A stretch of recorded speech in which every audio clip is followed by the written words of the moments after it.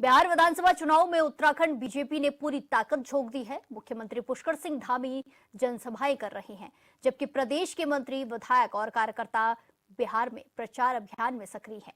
इसी क्रम में गुरुवार को सीएम धामी ने विधानसभा क्षेत्र कल्याणपुर में चुनावी जनसभा को संबोधित किया। बीजेपी प्रत्याशी सचिंद्र प्रसाद सिंह के पक्ष में प्रचार कर सीएम ने जनता से वोट की अपील की है। इस मौके पर सीएम धामी ने केंद्र और राज्य की सरकार की उपलब्धियों को गिनवाया है और उनका बखान किया है और विपक्षियों पर भी जमकर निशाना साधा।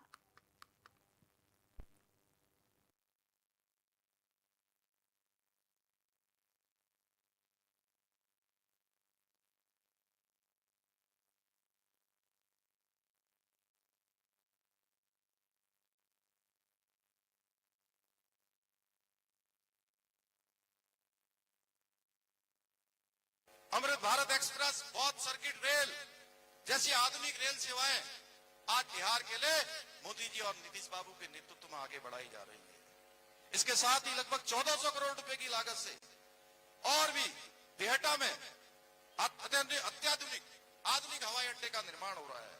ये सभी योजनाएं बिहार को समृद्ध बनाने वाली है, बिहार को विकास के मार्ग पर आगे ले जाने वाली है और हमारे नौजवान युवाओं को रोजगार दिलाने वाली योजनाएं हैं।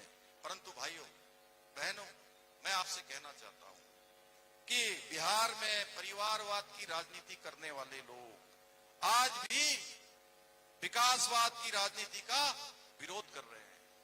वो हमारे प्रधानमंत्री मोदी जी का, हमारे नीतीश बाबू का विरोध कर रहे हैं।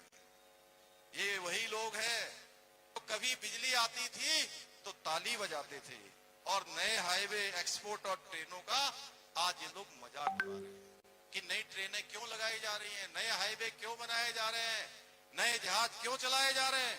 अरे गप्पू भैया उर्फ तेजस्वी भैया, आप लोग चांदी की चम्मच लेकर पैदा हुए हैं, इसलिए आपको पता नहीं है कि ये ट्रेन लोगों के किस काम आती है, उनके जीवन को किस प्रकार से बदल सकती है, किस प्रकार से उनको सुविधा दे सकती है। ये तो बिहार के विकास का इंजन है जो बिहार की रफ्तार और समृद्धि और संभावनाओं को आगे बढ़ा रहा है। लेकिन जिन्हें सिर्फ अपने परिवार की चिंता है, उन्हें जनता के भविष्य, उद्योग और इंफ्रास्ट्रक्चर की कोई चिंता नहीं है कि रोजगार आएगा।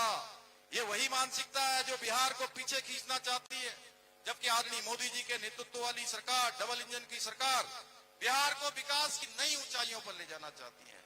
आज आदरणीय मोदी जी के नेतृत्व में सनातन का भी जय घोष पूरी दुनिया के अंदर गूंज रहा है। हम सबको याद होगा 500 सालों से लगातार प्रतीक्षा होती रही, कई पीढ़ियां खप गई कि भगवान राम का अयोध्या में दिव्य और भव्य मंदिर बनना चाहिए। ये मंदिर बनाने का काम भी प्रधानमंत्री मोदी जी के नेतृत्व में संपन्न हो गया। उज्जैन में महाकाल, काशी में काशी कॉरिडोर, और मैं जब देवभूमि उत्तराखंड से आप सबके बीच में आया हूं, आप में से भी सब महादेव के भक्त हैं, हर साल बाबा केदार के दर्शन करने आते हैं। उस बाबा केदार को भी भव्य और दिव्य बनाने का काम, नव निर्माण का काम किसी ने किया है तो प्रधानमंत्री मोदी जी के नेतृत्व में हुआ है। भगवान बद्री विशाल का मास्टर प्लान वहां पर काम चल रहा है। हमारी आज धार्मिक धरोहरों को सजाने का, संवारने का काम इस प्रकार से हो रहा है कि भूतो न भविष्यति, कभी हुआ ही नहीं है इस प्रकार से। आज हमारी यही नहीं, मोदी जी के नेतृत्व में कश्मीर के अंदर धारा 370 समाप्त होती है। हमारी बहनों को, मुस्लिम बहनों को ट्रिपल तलाक जैसे कानून से मुक्ति मिलती है। वक्फ का संशोधन कानून आता है, नागरिक संशोधन कानून आता है। ऐसे ऐतिहासिक निर्णय लिए जाते हैं।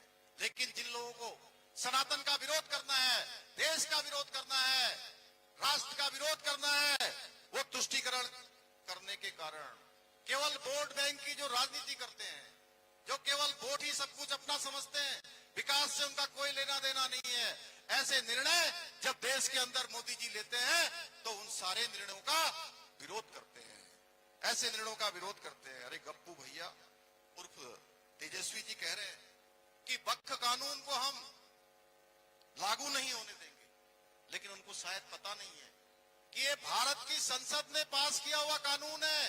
भारत की संसद ने इसको पास किया है। आपके परिवार का हाईकमान इसको बदल नहीं सकता है, किसी भी कीमत पर ये बदला नहीं जा सकता है। आज भारत रक्षा के क्षेत्र में भी आत्मनिर्भर बन रहा है। 80% से अधिक स्वदेशी रक्षा संसाधनों का इस्तेमाल आज भारत में हो रहा है। यही नहीं, आज दुनिया के 100 से भी अधिक देशों को भारत रक्षा की सामग्री निर्यात भी कर रहा है। अभी आप सब लोगों ने देखा, जब आतंकवादियों ने हमारी बहन बेटियों के सिंदूर को उजाड़ने का काम किया, तो भारत की सेना ने हमारे प्रधानमंत्री नरेंद्र मोदी जी के नेतृत्व में उनके परिवारों को उजाड़ के रख दिया, भाइयों, नेस्तनाबूद कर दिया। और पहला का समय आपको याद होगा, कांग्रेस का समय, मुंबई पर 26/11 का हमला हुआ था, लेकिन उस समय की सरकार ने दबाव में आकर पाकिस्तान के खिलाफ कोई कार्रवाई नहीं की थी। आज भारत पर कोई भी हमला होता है तो भारत की सेना गोली का जवाब गोलों से और तोप से देने का काम करती है, चाहे वो सर्जिकल स्ट्राइक हो, एयर स्ट्राइक हो, या पहलगाम हमले के बाद ऑपरेशन सिंदूर हो। भाइयों बहनों, आज प्रधानमंत्री जी के मार्गदर्शन में मैं देवभूमि उत्तराखंड से आया हूं।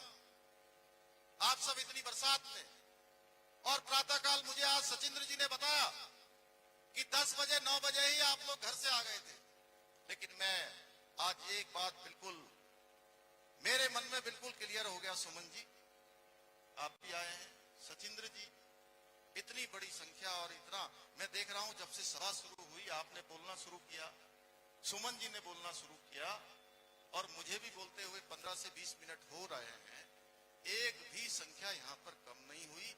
और जो आपने 50,000 का नारा दिया है, वो बिल्कुल इस बार यहां की जनता पार करने वाली है।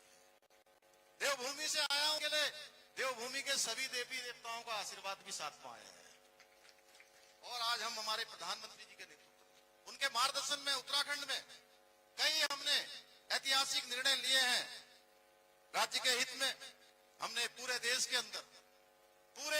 अंदर भारत के संविधान की आत्मा, जब बाबा साहब डॉक्टर भीमराव अंबेडकर भारत का संविधान बना रहे थे, तो उस संविधान में प्रावधान किया गया था, उसके अनुच्छेद 44 में प्रावधान किया गया था कि देश के अंदर रहने वाले सभी वर्ग के लोगों के लिए, सभी धर्म के लोगों के लिए, सभी पंथ के लोगों के लिए एक समान कानून होना चाहिए।